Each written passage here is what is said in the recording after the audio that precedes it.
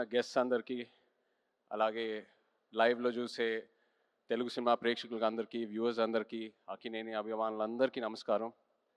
Firstly I'd like to start by thanking Sandeep Reddy Vanga. Sandeep garu, thank you so much for coming. You are the man of the moment, the man of every moment. And what I feel is that ee madhya kalamlo I have not seen anyone as honest and as original as you. Idi మీ సినిమాలే కాదు, I watch a lot of your interviews. And me interviews చూసేటప్పుడు ఎంతో ఒక honesty, ఎంతో ఒక transparency కనిపిస్తుంది. చాలామంది అది ఏదో వైరల్ చేయడానికి, హైప్ క్రియేట్ చేయడానికి అంటారు, but that is pure honesty. Thank you so much for being here, Sandeep Garu. Thank you. And Thandel సినిమా విషయంకి వస్తే, ఫస్ట్లీ అరవింద్ గారికి థ్యాంక్ యూ చెప్పాలి. సినిమా అయిపోయేసరికి లాస్ట్ 2-3 మంత్స్లో నాకు ఒక కొత్త భయం స్టార్ట్ అయింది. అంటే నేను నెక్స్ట్ సినిమా ఎలా సక్సెస్ఫుల్గా ఫినిష్ చేస్తానని. అరవింద్ గారు లేకుండా, వాసు లేకుండా, ఈ టీం అందరు లేకుండా, వాళ్ళంతా ఇన్వాల్వ్ అవుతారు ఒక సినిమాలో, అంత కాంట్రిబ్యూట్ చేస్తారు. ఒక యాక్టర్కి ఒక లిస్ట్ ఉంటుంది, ఎంతోమంది డైరెక్టర్లు ఉంటారు. సరే పలానా డైరెక్టర్లతో పనిచేస్తే మన కెరియర్కి డెఫినెట్లీ బెనిఫిట్ అవుద్దని. కానీ నా లిస్ట్లో ఎప్పుడు గీతా ఆర్ట్స్ అనే పేరు ఎప్పుడు టాప్లో ఉంటుంది. బికాస్ ఏ యాక్టర్ ఈ బ్యానర్లో పనిచేస్తే తప్పకుండా ఒక మంచి రిజల్ట్తో బయటికి వస్తారు. So thank you so much Aravind గారు.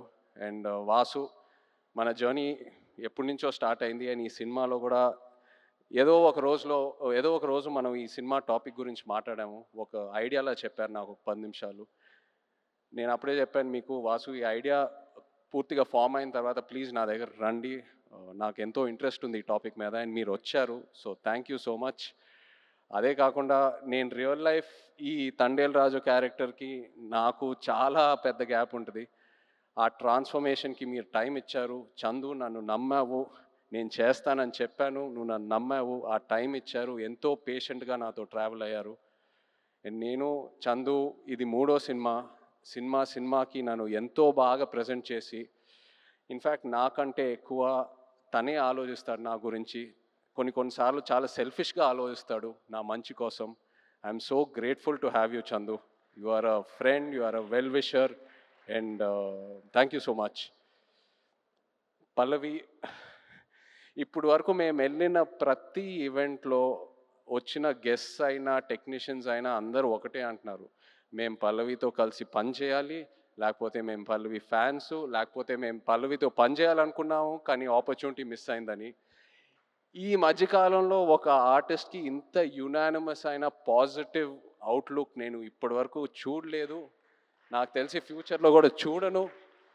You deserve every bit of it Pallavi. And I wish you all the best. Thank you for being who you are. Thank you so much. And the true rock star of this film చెప్పాలి మన DSP గారు. నిజంగా ఒక love స్టోరీకి audio ఎంత ఇంపార్టెంటో మీ అందరికి తెలుసు. అలాంటిది ఈ సినిమాకి బుజ్జితల్లి అనే పాట ఫస్ట్ రిలీజ్ అయినప్పుడు కంప్లీట్గా సినిమా కలరే మార్చేసింది, ఆడియన్స్లోకి బాగా దగ్గరగా తీసుకెళ్ళింది. మీరు చూసారు ఎన్నో రీల్స్, ఎంతమంది పిల్లలు డాన్స్ వేయటం, పాటలు పాడటం, ఎన్నో so many performances on Bujjithalli. You took this film close to the hearts way before the release. Thank you so much Devi. Your the true rock star. అదే కాదు, నమో నమ శివాయ పాట జరిగేటప్పుడు దేవి మా రిహర్సల్స్కి వచ్చి ఆయన విజన్ ఏంటి, ఆయన ఎనర్జీ ఇచ్చి మాకు ఎంతో ఎంకరేజ్ చేశారు. Thank you Devi. అలాగే Shyam garu, our DOP, thank you Shyam sir. Was really looking forward to work with you and I'm so happy it happened.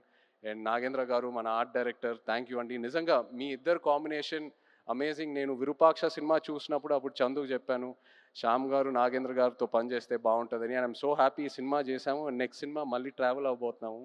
So thank you very much. అలాగే all the lyric writers, Srimani garu, Jonnavithula garu, మన action directors, choreographer Shekhar మాస్టర్కి thank you చెప్పాలి. The entire production team, Satya garu and everyone else, thank you so much. మన PROs Vamsi, Shekhar, Anurag. And direction department చాలా support చేశారు నన్ను ఈ సినిమాలో. కిరణ్, యోగి అండ్ పట్నాయక్ స్లాంగ్ విషయంలో, ఒక శ్రీకాకుళం యాస ఉంటుంది ఈ సినిమాలో. అది that was a very very challenging portion. So ఈ విషయంలో చాలా సపోర్ట్ చేశారు. Thank you. అలాగే భాను గారు, రియాజ్ ఈ కథ నందుకు along with Karthik. So thank you all so much. But ఇప్పుడు ద హీరోస్ ఆఫ్ తండేల్ నేను స్టేజ్ మీద పిలుద్దాం అనుకుంటున్నాను. శ్రీకాకుళం నుంచి, మచ్చిలేశం నుంచి వచ్చిన మత్స్యకారులందరినీ కొంచెం వేదిక మీద రావాలని కోరుకుంటున్నాను. ఎందుకంటే వీళ్ళు లేకుండా ఈ తండేల్ సినిమా ఇవాళ ఉండేది కాదు. ఈ తండేల్ రాజు క్యారెక్టరే లేదు.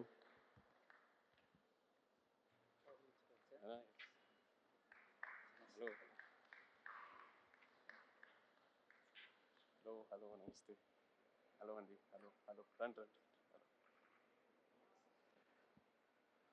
సో చందు నాకు ఫస్ట్ ఈ కథ ఒక ఐడియాగా చెప్పాడు.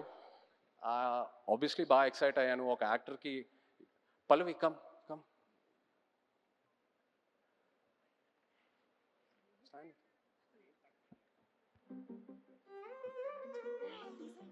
Just stand.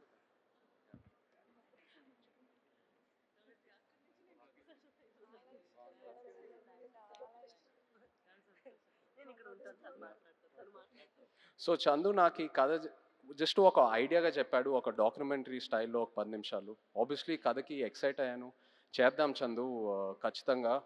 సో ఆ తర్వాత నన్ను మచ్చిలేశంకి తీసుకెళ్ళాడు. అక్కడ వీళ్ళందరినీ కలిశాను. వీళ్ళు ఎలా ఉంటారు, వీళ్ళ లైఫ్ ఏంటి, వాళ్ళ ఎక్స్పీరియన్సెస్ ఏంటి, వాళ్ళు ఫేస్ చేసిన ఛాలెంజెస్ ఏంటి, అక్కడ మట్టి వాసన ఏంటి, వాళ్ళు తినే తిండి ఏంటి, అన్నీ తెలుసుకొని అప్పుడు నాకు ఈ తండేల్ రాజు కథకి ఒక క్లారిటీ దొరికింది, ఒక ఐడియా వచ్చింది. వీళ్ళేంటంటే ఒక 8-9 నెలలు సముద్రంలోకి వెళ్తారు. ఏదో 2 రోజులు అలా యాట్ అయిన తర్వాత వాళ్ళ బోట్ డెక్ ఫుల్ అయిన తర్వాత మళ్ళీ పోర్టుకు వచ్చి వాళ్ళు పట్టుకున్న ఫిష్ ఏదైతే ఉందో అది ఇచ్చి వాళ్ళ బోట్లకి ఏదైతే కావాలో అవి రీఛార్జ్ చేసుకొని వాళ్ళకి కావాల్సిన ఫుడ్, డీజిల్ అవన్నీ తీసుకొని మళ్ళీ బయలుదేరుతారు.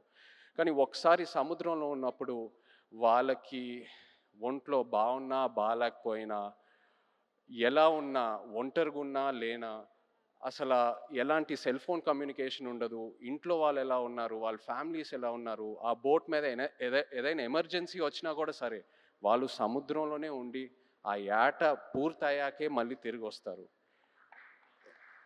అండ్ ఏంటంటే నేను అక్కడ ఉన్నప్పుడు అడిగాను, మీరు ఒకసారి పాకిస్తాన్లోకి వెళ్ళి ఒక సంవత్సరం పైన అక్కడ ఉండి జైల్లో ఉండి ఎన్నో కష్టాలు చూసి ఎన్నో ఛాలెంజెస్ చూసి బయటికి వచ్చారు కదా, మళ్ళీ ఎందుకు వెళ్తున్నారు యాటకి, వేరే ఏదైనా పని చేసుకోవచ్చు కదా అంటే, లేదు మాకు అదే వచ్చు, మాకు ఆ సముద్రం తప్పితే వేరే ఏది తెలీదు, ఏ కష్టం వచ్చినా సరే మేము చూసుకుంటాము. అండ్ ఇది నాకు డైరెక్ట్గానే కాదు, ఆడవాళ్ళ ముందు చెప్పారు. అండ్ వాళ్ళ మొహంలో ఒక భయం కనిపించింది, కానీ ఆ భయం వెనకాల ఎంతో ఒక ఫియర్లెస్ అనే ఒక క్వాలిటీ కనిపించింది. For me this is the true ultimate human emotion.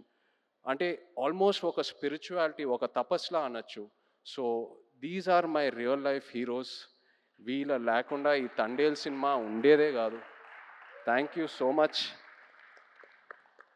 మీరు ఎంతో నన్ను ఇన్స్పైర్ చేశారు, మీరు ఎంతో నన్ను మూవ్ చేశారు. ఈ తండేల్ రాజు క్యారెక్టర్లోనే కాదు, but also as a human being మిమ్మల్ని చూశాక ఎంతో నేర్చుకున్నాను.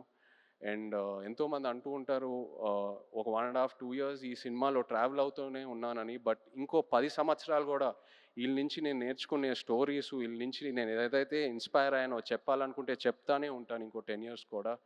Thank you so much. ఏదో కొంచెం ట్రై చేసాం తండేల్ సినిమాలో మీ కథలన్నీ బయటికి జనాల్లోకి వెళ్ళాలని, ఇన్స్పైర్ చేద్దామని. ఐ హోప్ మీరందరూ సినిమా చూసి సంతోషం పడతారు. Thank you so much everyone. Feb 7th థియేటర్స్లో దుల్లగొట్టేద్దాం అంతే. Thank you.